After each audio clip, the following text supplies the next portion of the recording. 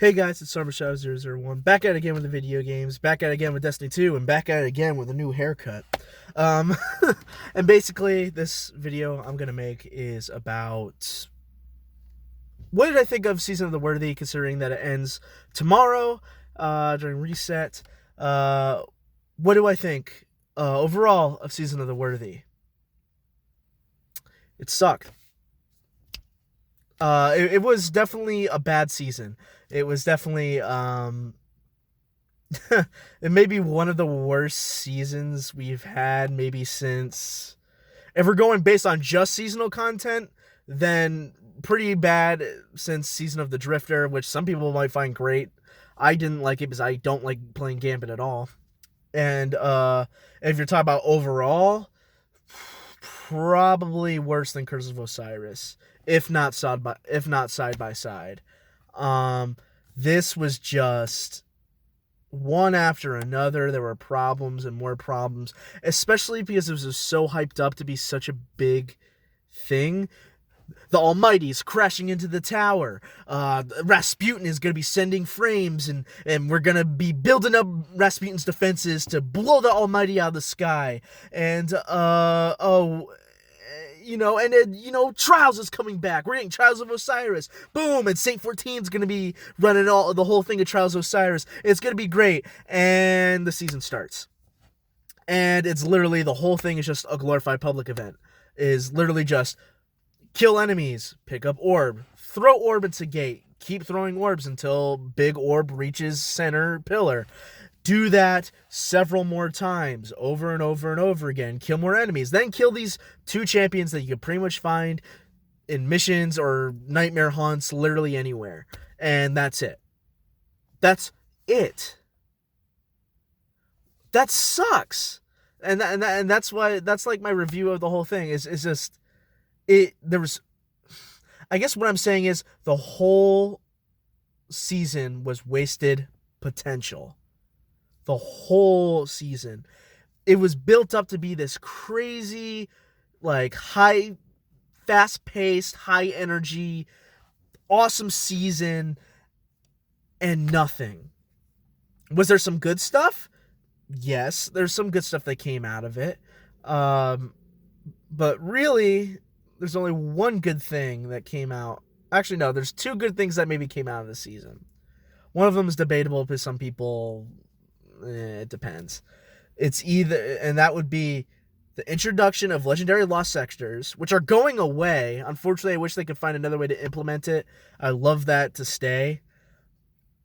And the live event that we had 2 days ago with the Almighty being shot out of the sky and watching the Almighty crash near the tower and blow up.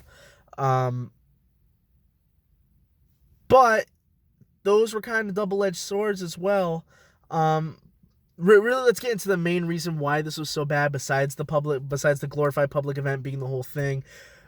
Besides Trials falling apart just out the gate, mainly because of the problem, the big bad weapon of this season, which was Hard Light. God, man, it was annoying to deal with. The Hard Light sucked to deal with. It was tough, and I refused to use it because I didn't want to be that one jerk that would use it, because there's no damage fall off on the weapon. Ricocheting shots does double damage. It was just a nightmare. The screen shake was fixed and stuff like that, which made it wicked stable. If you had the catalyst for it, it was even more stable. The fact that auto rifles were buffed in general was pretty good, because that at least allowed auto rifles to be brought to the forefront.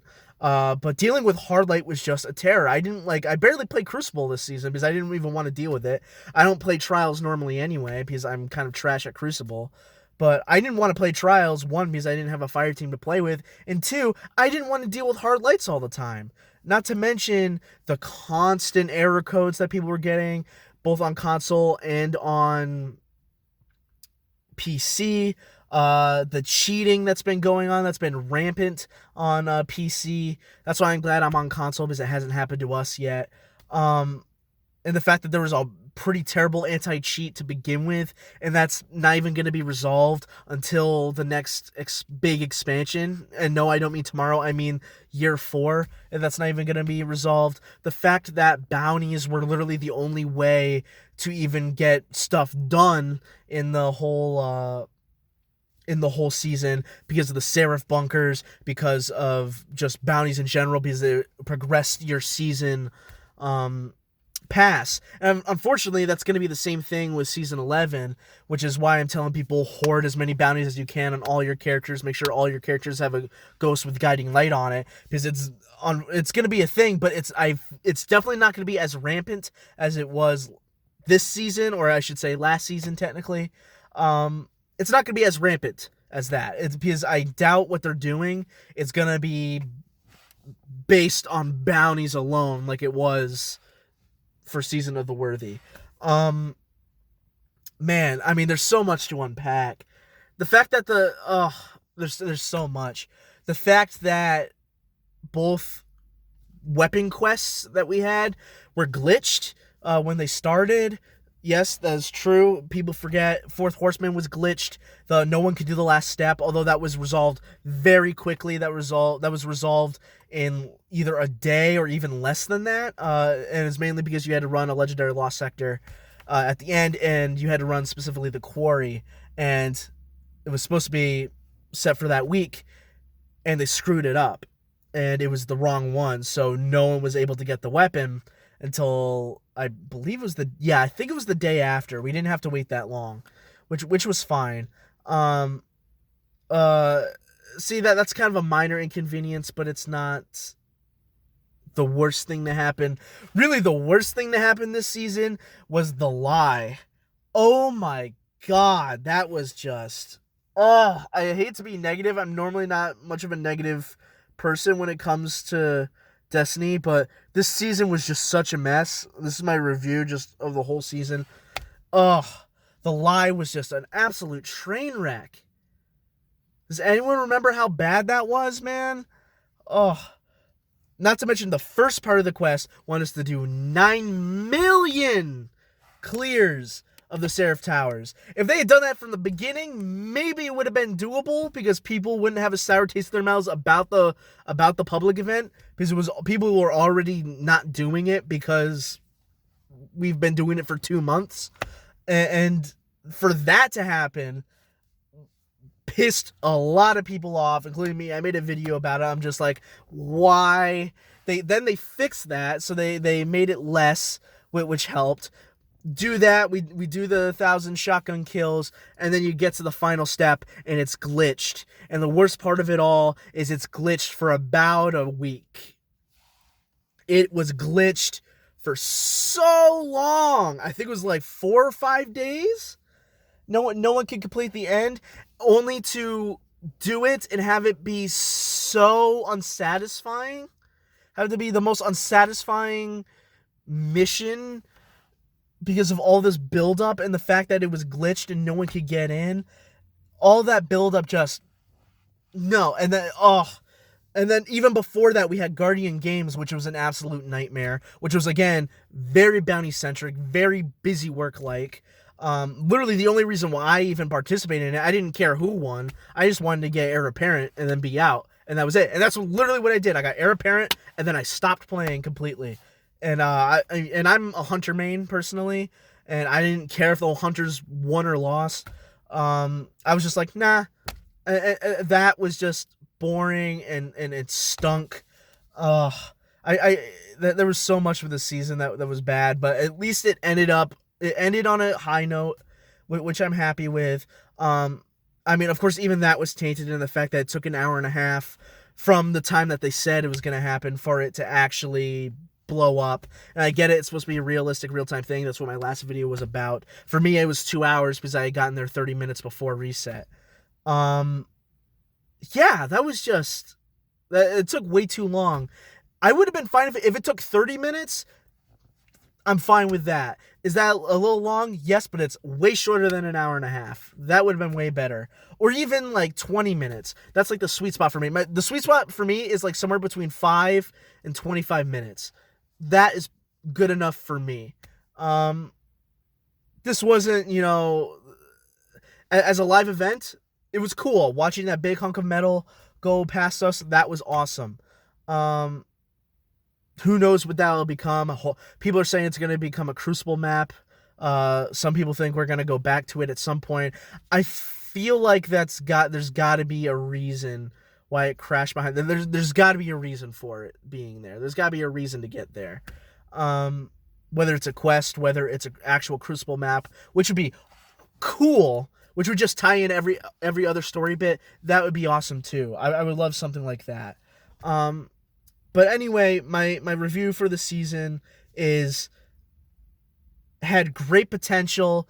It just did not follow up on that potential, and it became ultimately a boring season plagued with glitches and bugs that was very unsatisfying and very, very like arduous to get through. It was one of the most arduous seasons. It was just a slog.